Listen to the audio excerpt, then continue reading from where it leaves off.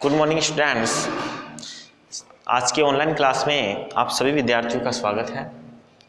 Last class में बच्चों अपन ने एक नया चैप्टर स्टार्ट किया था जिसका नाम था रासायनिक उर्वरक और उर्वरकों की मृदा में अभिक्रिया और फसलों पर प्रभाव। देखो बच्चों, वहाँ पर अपन ने उर्वरक क्या होता है उसके वर्गीकरण के 5 जो प्रकार हैं उनके बारे में चर्चा कर ली थी और उसका जो पहला वर्गीकरण का प्रकार था नाइट्रोजन धारी उर्वरक, उसके बारे में भी अपन ने डिस्कस कर लिया था। आज यहाँ पे अपन चर्चा करते हैं वो है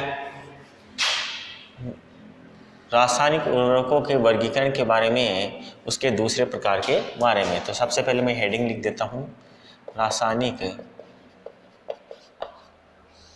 उर्वरकों का वर्गीकरण। रासायनिक उर्वरकों का वर्गीकरण क्या होता है उसका पहला प्रकार अपन ने पढ़ लिया था। दूसरे प्रकार की अपन यहाँ बात कर रहे हैं और दूसरे प्रकार जो है उसमें है बच्चों आपके फास्फेटिक उर्वरकों का वर्गीकरण।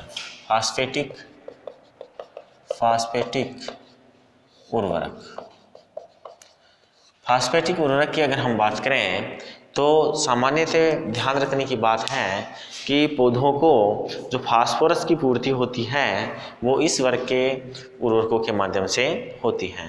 इन्हें आगे अलग अलग विशेषताओं के आधार पर इन्हें आगे 3 भागों में और बांटा गया है।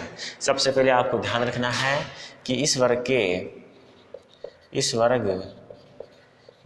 के उर्वरकों से फास्फोरस की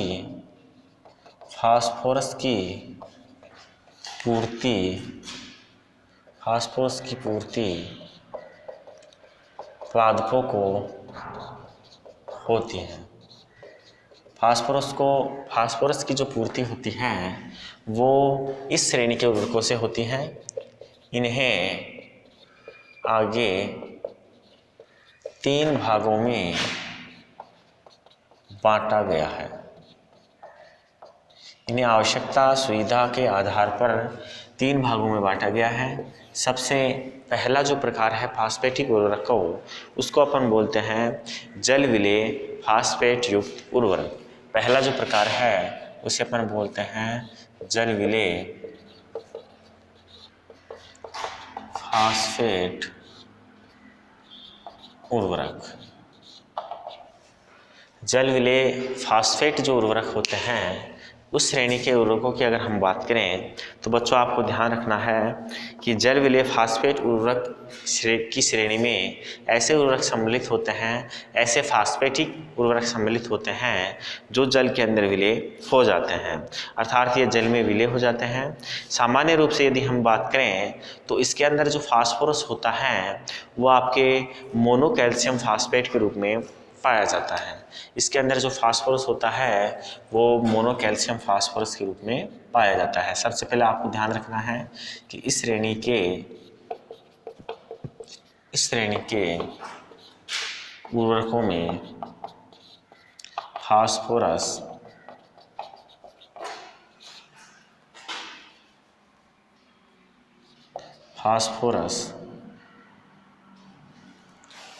इस श्रेणी के उर्वरकों के अंदर जो फास्फोरस होता है बच्चों वो मोनोकैल्शियम फास्फेट के रूप में पाया जाता है। मोनोकैल्शियम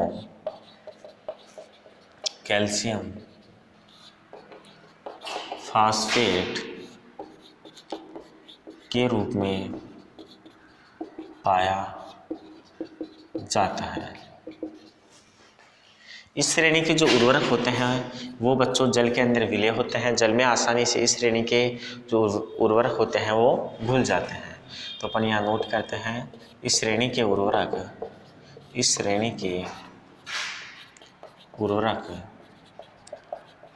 आसानी से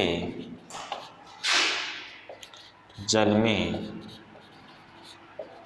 घुल जाते हैं, आसानी से ये जल में घुल जाते हैं। ऐसी जो ध्यान रखने की बात है बच्चों कि इस श्रेणी के उर्वरकों में जो फास्फोरस होता है वो H2PO4 माइनस आयन के रूप में पाया जाता है। इस श्रेणी के उर्वरकों में फास्फोरस इस श्रेणी के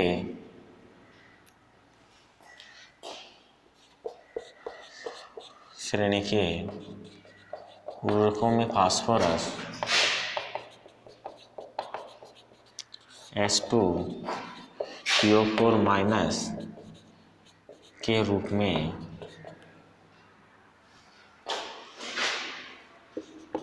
में पाया जाता है। H2PO4 माइनस के रूप में पाया जाता है। और इस श्रेणी के यदि हम उर्वरकों के एग्जाम्पल्स की बात करें तो बच्चों इस श्रेणी के जो कुछ उर्वरक हैं वो है बच्चों आपके single super phosphate,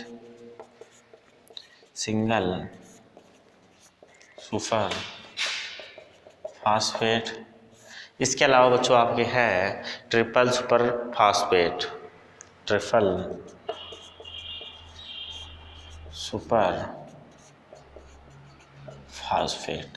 single super phosphate और आपके ट्रिपल सुपर फास्फेट हैं। इसके अलावा मोनो अमोनियम फास्फेट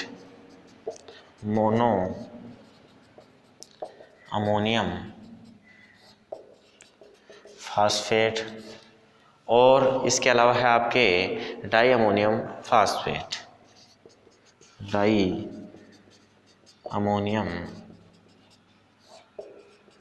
फास्फेट। देखो बच्चों single super phosphate, triple super phosphate और मोनो अमोनियम फास्फेट होता है और इसके अलावा डाई अमोनियम फास्फेट भी होता है। ये कुछ आपके जल विलेय फास्फेट उर्वरक की श्रेणी है। इसको आप स्क्रीनशॉट लेके नोट कीजिए। फिर अपन दूसरे प्रकार का जो उर्वरक है जिसे अपन बोलते हैं साइट्रिक अम्ल अथवा साइट्रेट में मिले फास्फेटिक उर्वरक, उसके बारे में अपनी चर्चा करते हैं।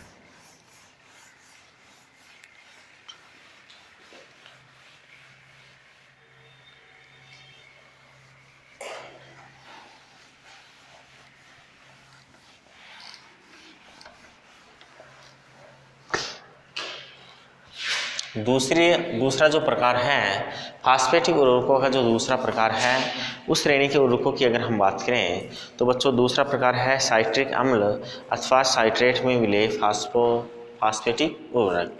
साइट्रिक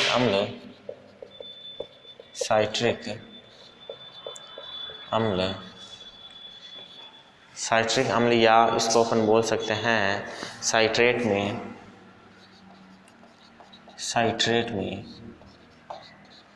विलेय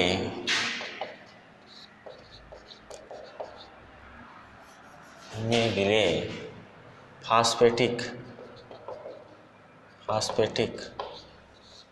उर्वरक। दूसरा जो प्रकार है बच्चों वो है साइट्रिक अम्ल अथवा साइट्रेट में मिले फास्फोरस युक्त या फास्फेट युक्त उर्वरक। देखो बच्चों ध्यान रखना है कि इस श्रेणी के जो उर्वरक होते हैं वो जल के अंदर एविलेय होते हैं, जल में ये एविलेय होते हैं। लेकिन साइट्रिक अम्ल जो होता है जिसे अपन साइट्रेट भी बोलते हैं उसमें ये विलेय हो जाते हैं। ध्यान रखने की बात है कि इस श्रेणी के जो उर्वरक होते हैं, इस श्रेणी के उर्वरकों में इस श्रेणी के उर्वरक जल में एविलेय व इस श्रेणी के उर्वरक जल में एविलेय व साइट्रिक अम्ल में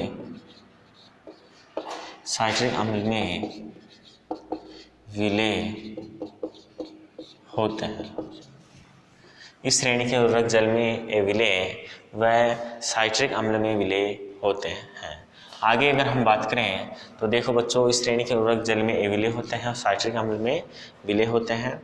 आगे अगर हम बात करें तो ध्यान रखने की बात है कि इस श्रेणी के जो उर्वरक होते हैं उसके अंदर जो फास्फोरस होता है वो HPO4 माइनस के रूप में पाया जाता है।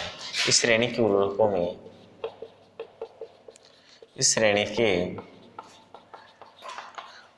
में फास्फोरस HPO4 माइनस के रूप में पाया जाता है। इस श्रेणी के जो उर्वरक होते हैं उसके अंदर जो फास्फोरस होता है वो HPO4 माइनस के रूप में पाया जाता है। यहाँ पर आपको ध्यान रखना है कि मुख्य रूप से एग्जाम्पल्स की अगर हम बात करें तो डाई कैल्शियम फास्फेट के रूप में ये संयुक्त रूप में इसके अंदर फास्फोरस होता है, अर्थात मुख्य रूप से फास्फोरस डाई कैल्शियम फास्फेट के रूप में होता है, अर्थात मुख्य रूप से जो फास्फोरस होता है वो फास्फोरस डाई कैल्शियम फास्फेट के रूप में इसमें पाया जाता है। यदि हम एग्जाम्पल्स की बात करें, यदि हम यहाँ पर बात करें तो आपको ध्यान रखना है कि इसमें आपके विसेल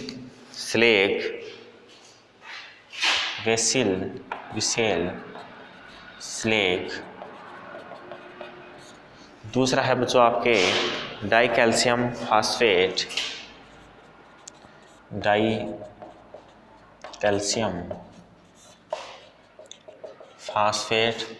और डाई कैल्शियम फास्फेट के अलावा बच्चों आपके होता है इसके अंदर हड्डियों का चूरा,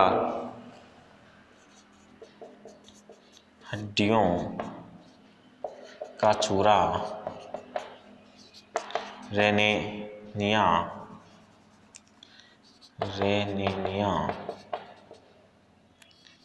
फास्फेट।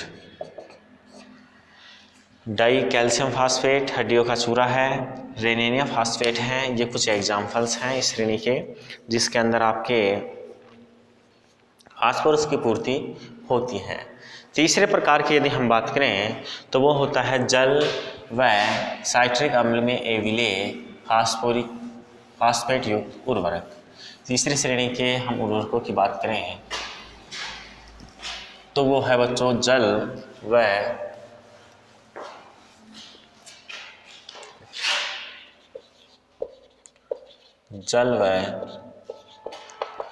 साइट्रिक अम्ल में एविले फास्फेटिक उर्वरक।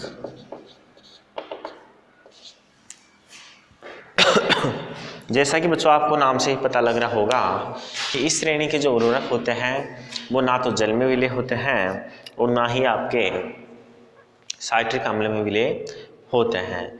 ये केवल खनिज अम्लों के अंदर विलय होते हैं और खनिज अम्लों में विलय होने के कारण ही पौधे इन्हें डायरेक्ट ग्रहण नहीं कर पाते हैं, अर्थात इन पोषक तत्वों से फास्फोरस की जो पूर्ति होती है वो पादप को डायरेक्ट नहीं हो पाती है। तो यहाँ पर नोट करते हैं कि इस श्रेणी के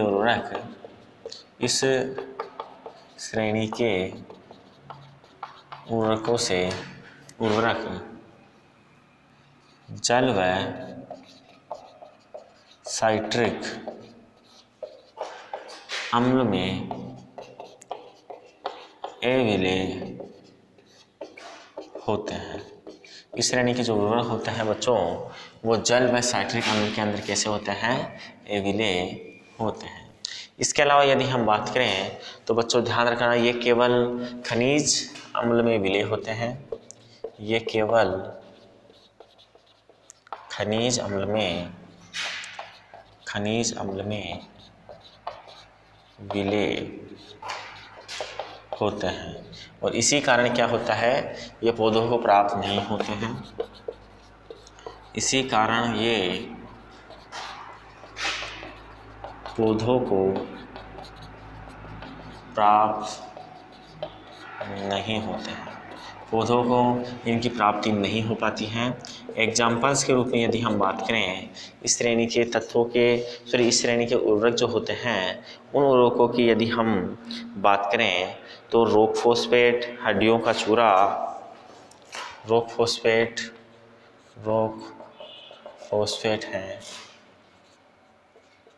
हड्डियों का चूरा है। इसके अलावा जो आपके वाष्पित हड्डी का चूरा, वाष्पित हड्डी का चूरा, ये इस श्रेणी के उर्वरक हैं बच्चों, जिसे अपन बोलते हैं जल व फास्फेटिक अम्ल में एविले उर्वरक। ये दो प्रकार आपके हो चुके हैं रासायनिक उर्वरकों का, आप इसका स्क्रीनशॉट लेके नोट कीजिए। फिर अपन देखते हैं तीसरी श्रेणी के रासायनिक उर्वरक, जिन्हें बोलते हैं फॉस्फेटिक उर्वरक।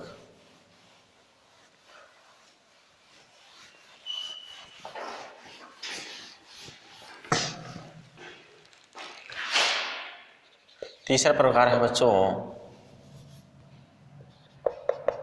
पोटेशियम या पोटासिक उर्वरक। पोटासिक उर्वरक, पोटासिक उर्वरक।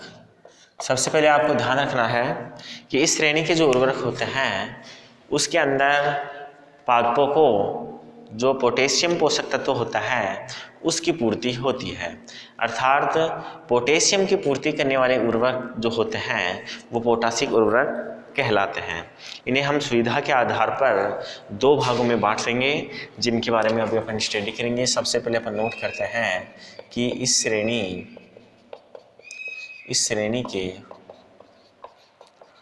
उर्वरकों से पादपों को पोटेशियम पोषक तत्व की पूर्ति होती है। इस श्रेणी के जो तत्व होता है वो उसके द्वारा माध्यम से पादपों को पोटेशियम पोषक तत्व की पूर्ति हो जाती है। इसे निम्न दो भागों में बांटा गया है। इसे निम्न दो भागों में क्या किया गया है, बांटा गया है। पहला जो प्रकार है उसे अपन बोलते हैं क्लोराइड युक्त पोटासिक उर्वरक। क्लोराइड युक्त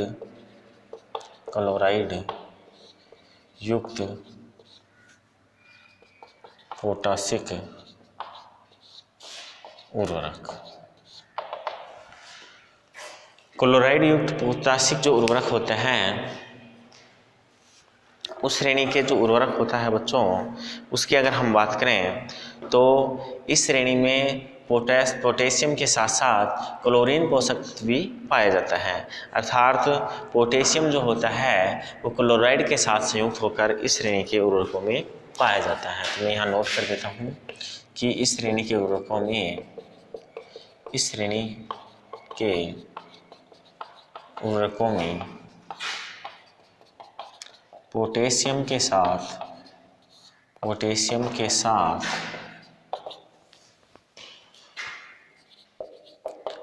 क्लोराइड भी पाया जाता है।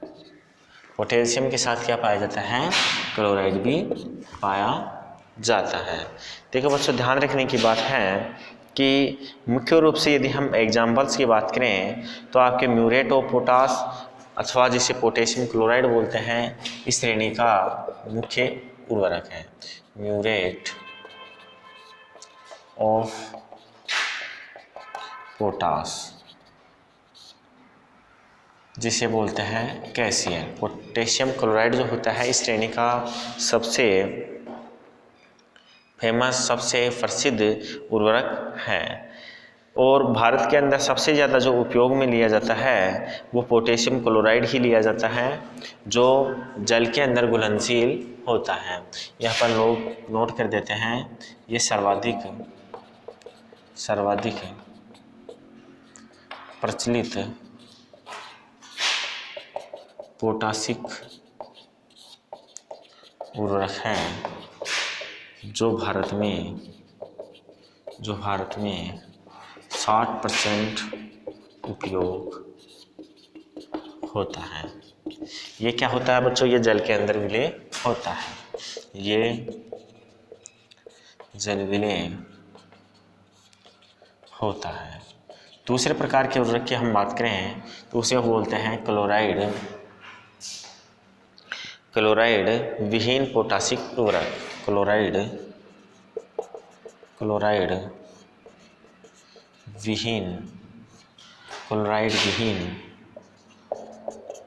पोटासिक उर्वरक। क्लोराइड विहीन पोटासिक उर्वरक की अगर हम बात करें तो बच्चों आपको ध्यान रखना है कि इस श्रेणी के उर्वरकों के अंदर क्लोरीन की जो पूर्ति होती है वो नहीं पाई जाती है, अर्थात पोटेशियम के साथ क्लोरीन इस श्रेणी के उर्वरक में नहीं पाया जाता है। तो मैं यहाँ नोट करता हूँ कि इस श्रेणी के उर्वरक में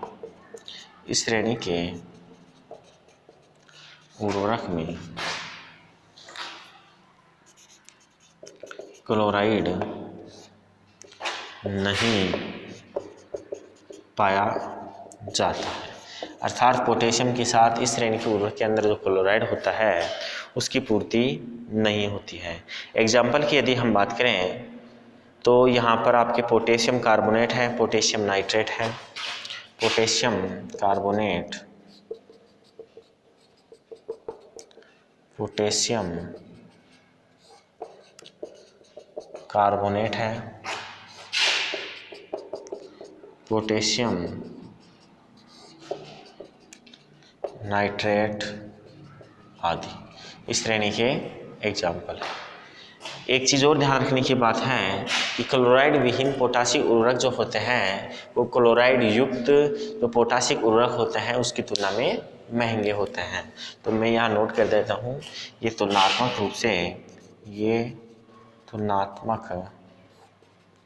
रूप से महंगे होते हैं।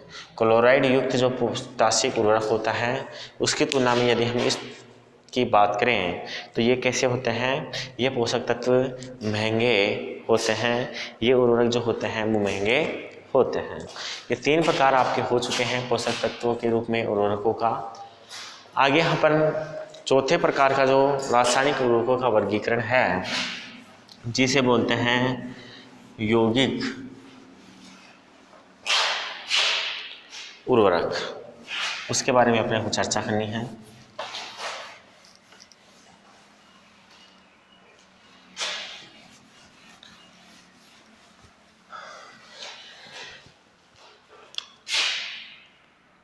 चौथा प्रकार है बच्चों यौगिक उर्वरक।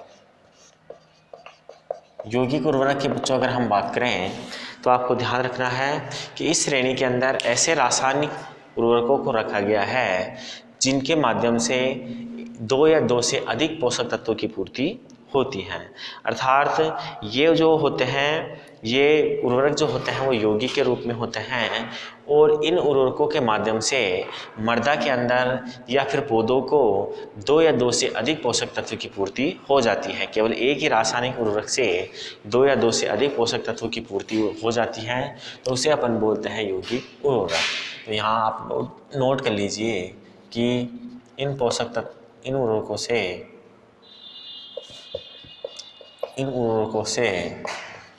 2 या 2 से अधिक पोषक तत्वों की पूर्ति हो जाती है,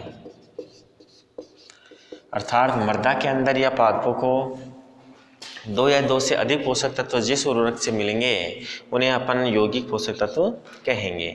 एग्जाम्पल के रूप में यदि हम बात करें तो डाई अमोनियम फास्फेट इसी प्रकार का एक रासायनिक उर्वरक है, DAP जिसे अपन बोलते हैं di ammonium phosphate. Di ammonium phosphate होता है, DAP जो होता है उसके माध्यम से 2 या 2 से अधिक पोषक तत्वों की पूर्ति हो जाती है। इसके बाद 5वां जो यौगिकों का प्रकार है उसे अपन बोलते हैं एकल यौगिक। रासायनिक उर्वरकों के वर्गीकरण का अंतिम जो प्रकार है उसे अपन बोलते हैं एकल यौगिक। एकल यौगिक की अगर हम बात करें तो बच्चों आपको ध्यान रखना है इस श्रेणी के यौगिक जो होते हैं इस श्रेणी के जो पोषक तत्व होते हैं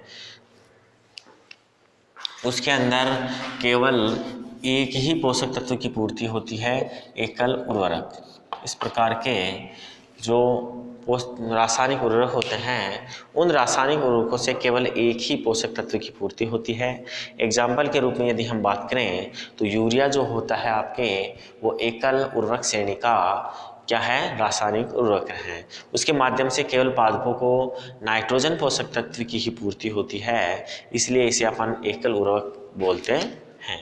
तो यहाँ पर नोट कर लेते हैं कि इस श्रेणी के उर्वरक से, इस श्रेणी के उर्वरकों से केवल मृदा में या पादपों को केवल एक पोषक तत्व